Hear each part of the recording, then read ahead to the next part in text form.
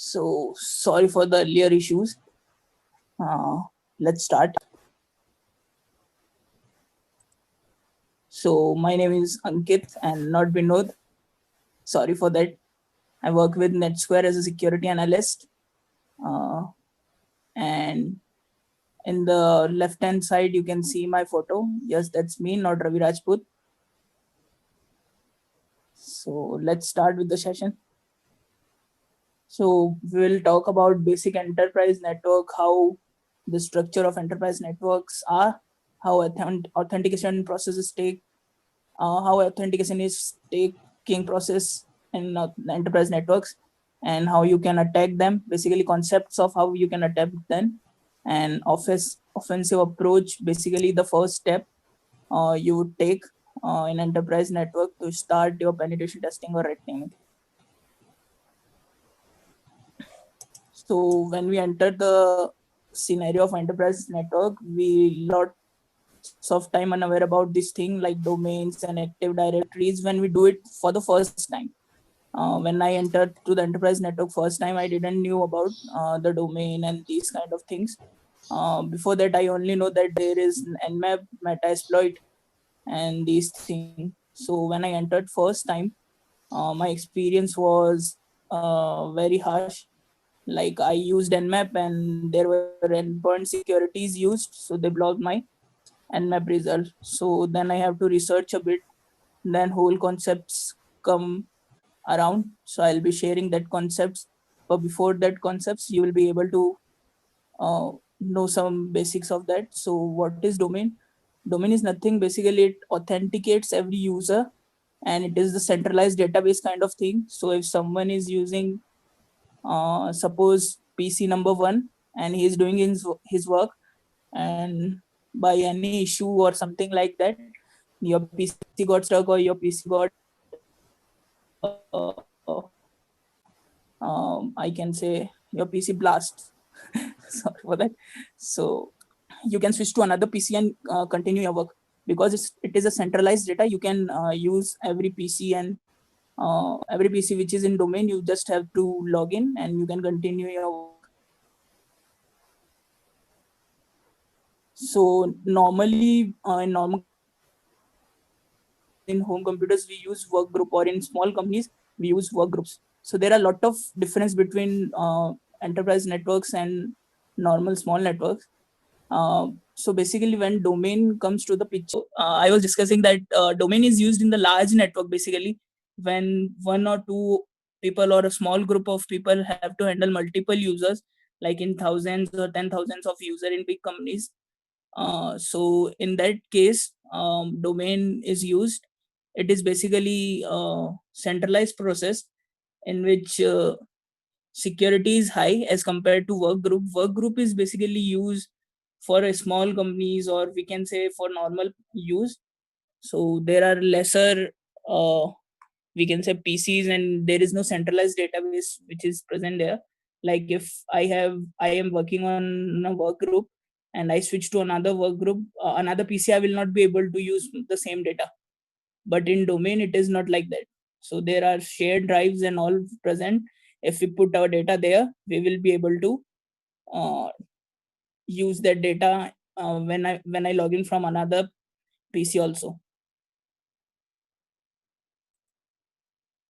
So in enterprise network, we talk about domains, trees, and forests. So basically, tree is nothing. There are group of domains which can create a tree. So I have taken here example of our company NetSquare. So NetSquare have two branches. There is a team for research and which is called as research and analysts. So they have some different requirements. They need different type of tools, browsers, multiple browsers, containers, and these kind of thing. And for SA team, they will need Bob suite, different type of tools. So the security policies might be changes for these child domains, like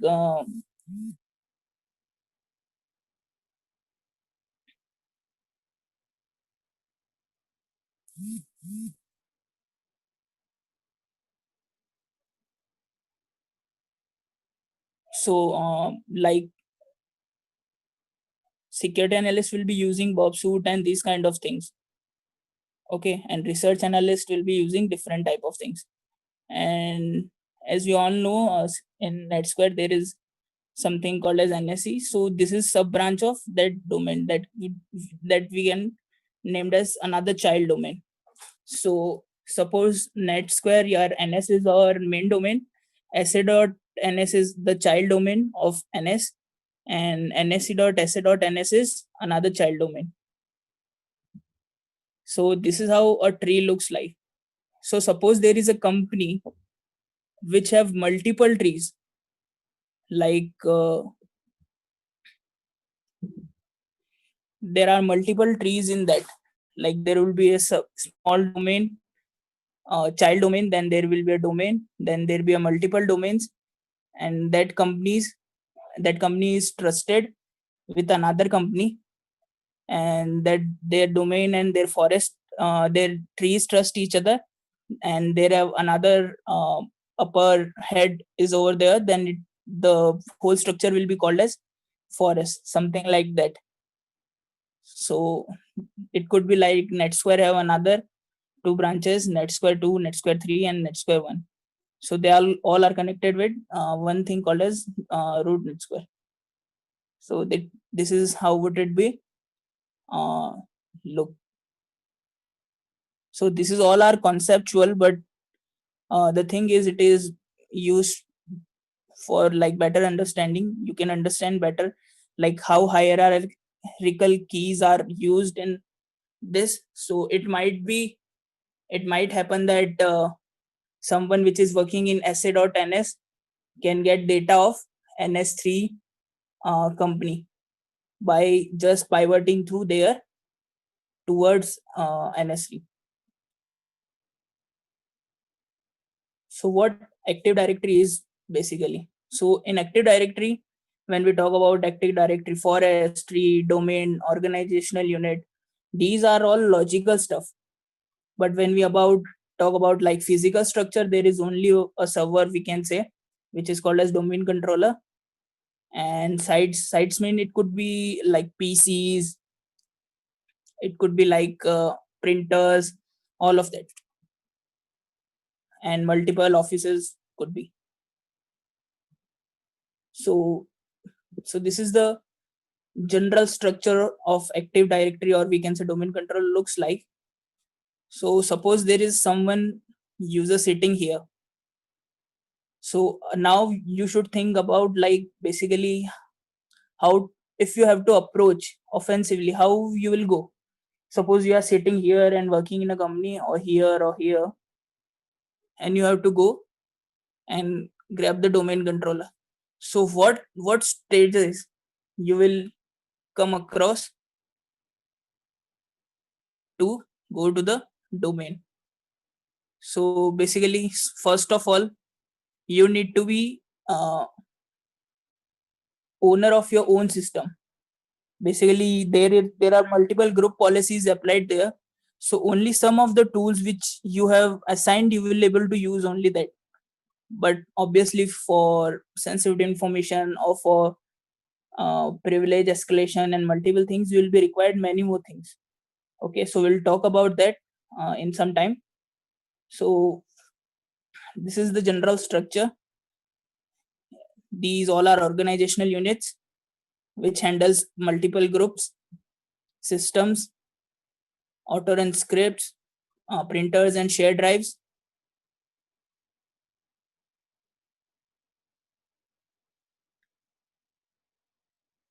Okay, so how authentication process happens in domain? Basically, in domain controller, or we can say domain ADDC, the main thing is authentication. Okay.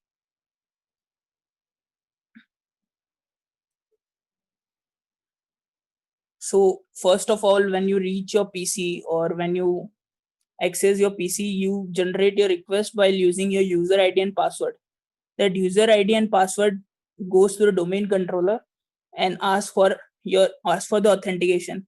So for authentication, domain controller creates a TGD ticket basically sends back an encrypted ticket to the client saying that if the user ID and password is correct, then he will be able to access that particular service or something like that. So you will be able to log in basically. In here you cannot see the third request. Third request is basically, suppose your system, you left your system open and something like that, and that expires your login. So you have to create another login. So you have to ask for another TGT that will be sent by domain controller. And next thing, you ask your domain controller, okay, I am logged in now, but I have to uh, reach to a service. Suppose I need to install something on my server, or I need to do some work on production of Apache, something like that you need to do. So what you will be what domain controller will be doing, when you ask him for something like that, it will create a token by which you will be able to access SPN or services kind of thing. So that TGS which he sends, the token which he sends to you, you can tell to the server, okay, that I have your access, this is my token, so give me permission to access. So now you will be able to use the whole server thing. So basically this is authentication process. That's why mostly in enterprise network, domain controller is used, because it is more of a secure. So there are two major attacks on this authentication process, as we all know, the silver ticket and the golden ticket. So in silver ticket, basically what happens, suppose there is a service called as MySQL or MS SQL. It is running with the multiple users or multiple servers. So what happens, the password cannot be changed regularly. So what attacker does, it creates a fake ticket, which is like for the service, it get the password and create the fake TGT and keep with it, so he can use that later ticket basically. So when someone create a silver ticket, it can be used for 5 years. And here you can see whole process in easy way. Like generally what happens, user go to domain controller and access the server, which we have discussed earlier. But in the case of silver ticket, you don't have to ask for the authentication to the domain controller. You directly tell server, okay, I have your access and let me use it. Even if your user is expired and everything, but if you have silver ticket, you will be able to access the service. In golden ticket, so what basically happens, when you ask user for ask domain controller for when user asks domain controller for the authentication, so it generates ticket. The ticket generated by the domain controller contains a KRBTGT hash. Basically, it is a Kerberos user, which gives access to everyone. It is the user which creates ticket for everyone. We can say that in logical form. So if you have his hash, you can create his ticket, and you will be able to use that in whole network. So if you have golden ticket, you can log into any system, any user using this. But the question is, these two are attacks, but how you'll be able to access this? Like it is not that easy, like we talk about that and we'll be able to do that. So from here to here, there is a long process.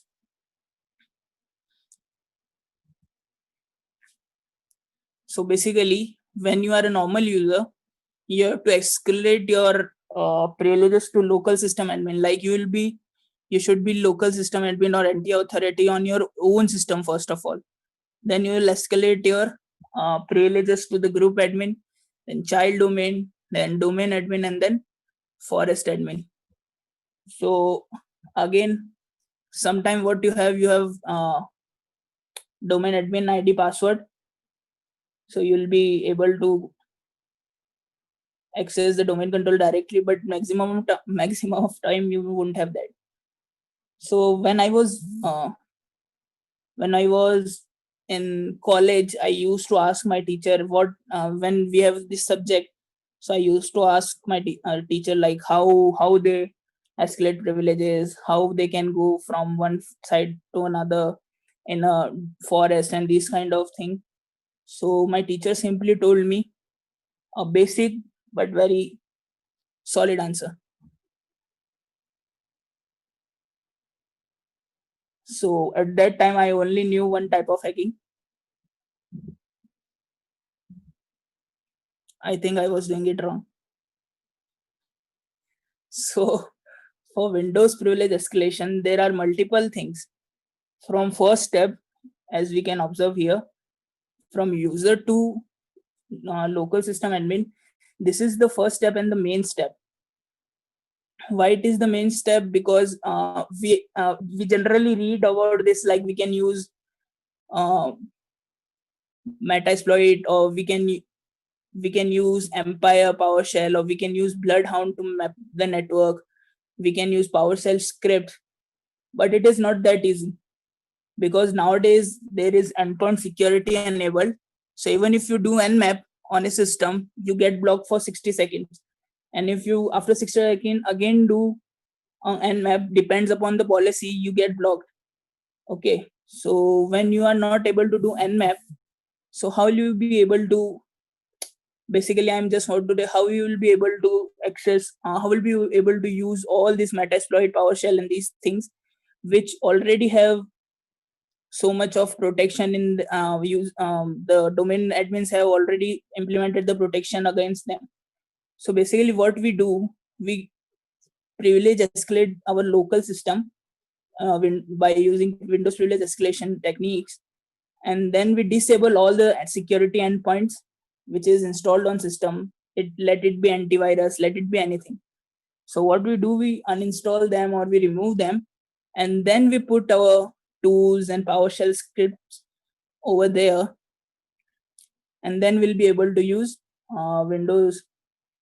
Then we'll be able to go upwards in the domain. So these are the 13 techniques. There could be many more, but these are the main techniques which we use. Stored credentials, Windows kernel exploit, DLL injection, weak services permission, DLL hijacking, hot potato. Basically, hot potato is the thing which can do maximum of them by itself. But the issues are hot potato is now every endpoint and every domain admin knows about this. So they block any kind of thing or any signature of this. Then there is group policies, unquoted service path always elevated, all install always elevated, token manipulation, secondary logon handle, and insecure registry, and Intel sysret. So let's discuss some of them. So in stored credentials, first thing like we search for some sensitive data. If you have access to first of the machine, what you will do, you will search for sensitive data. And if what better than if you will able to find some password. So these are some unattended locations. So what unattended locations are? Unattended locations are like in big companies, there are like starting scripts, or basically what admin do, like for the first time when he makes the PC, so he have to do certain work, like he have to install endpoints, he have to install wallpapers and this. So what they do basically, they create a script that do everything for them automatically. For that they have to give local admin password to the that script. So that script can be stored in unattended locations. So these are some attended locations. It might be different, but generally in general these are the locations.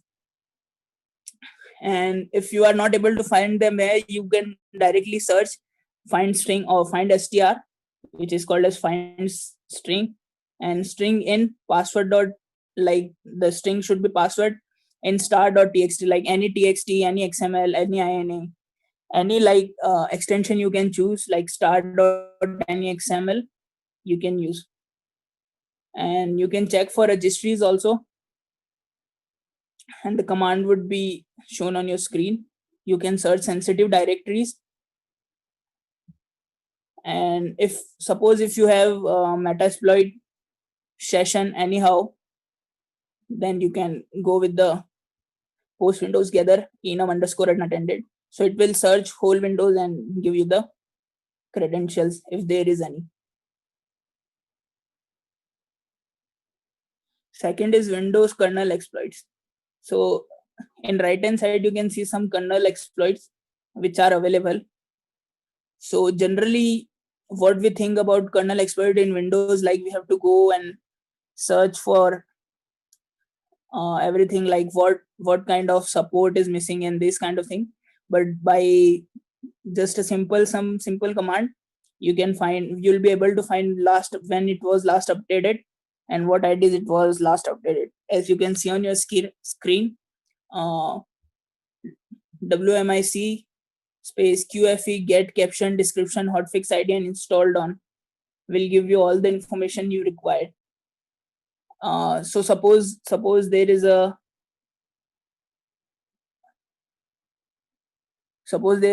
task scheduler vulnerability which have come in like 2020. Let's suppose that, okay, and you have installed last security update on 2017, then you will be able to know that, okay, the task scheduler vulnerability is there because they have not updated their systems. So you can use that to upgrade your privileges. Also, if you are able to use PowerShell, sometimes what's happened, you have to bypass security policies and able to access PowerShell if you are not able to directly privilege escalate. So in that time, you can use a tool called as Sherlock, PowerSploit, and many more are there, but Sherlock is best. So DLL injection is one of my favorite, but the issue is it does not work many times. So what we have to do, we have to create a DLL file using Metasploit or PowerSploit or Empire, and then we try to inject it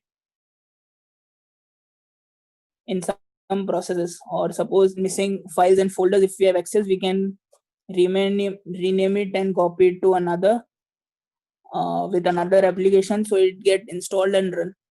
So but generally policies are not that weak, so we'll be able, it is difficult to inject the DLL. So basically it is like creating a small DLL and try to install it with the application. When we run the application, the DLL is called and run, and we get the session, the normal user session, and then you have to escalate the privileges.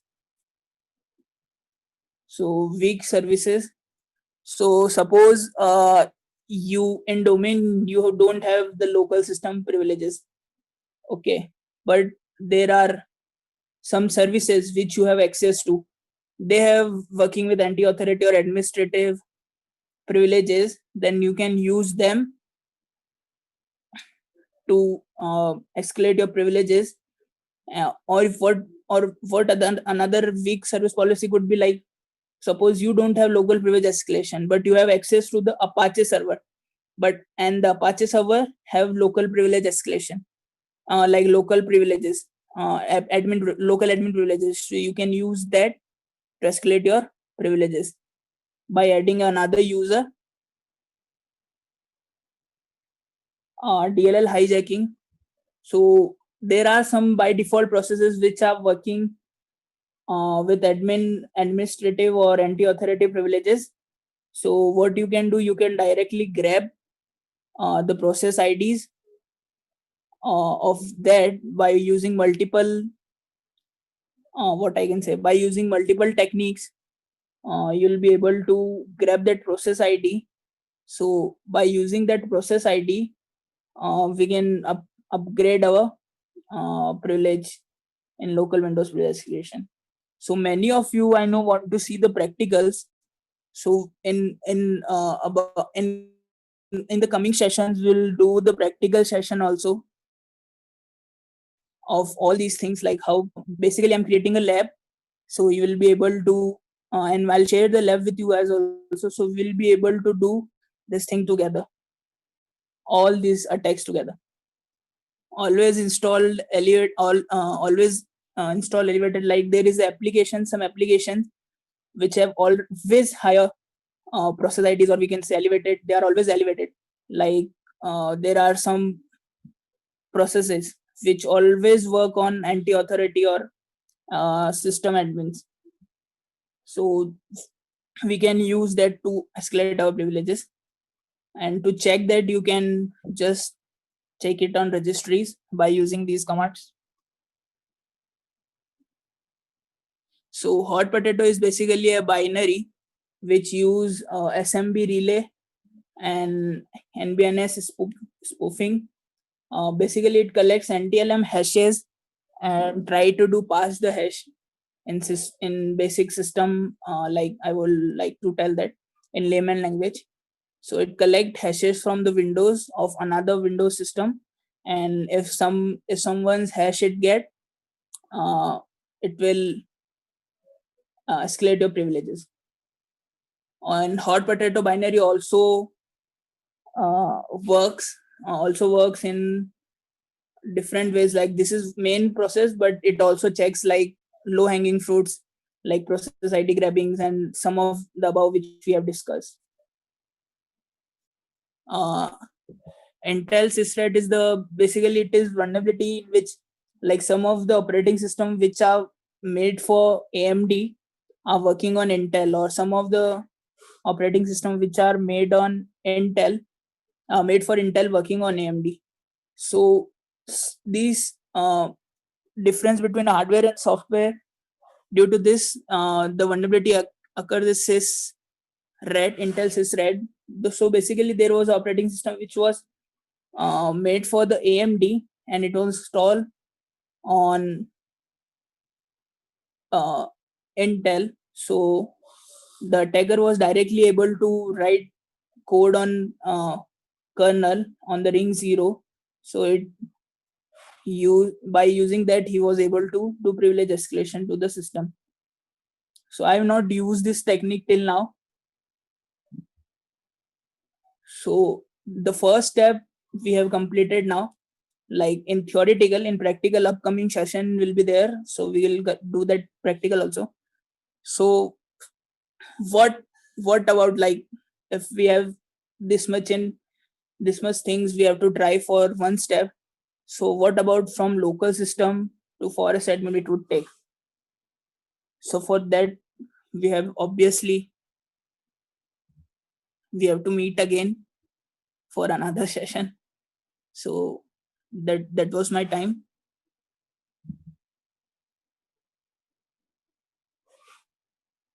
So if you have any queries, you can put on the chat or you can email me also. My email is ankitrakesh@gmail.com. So, and if you have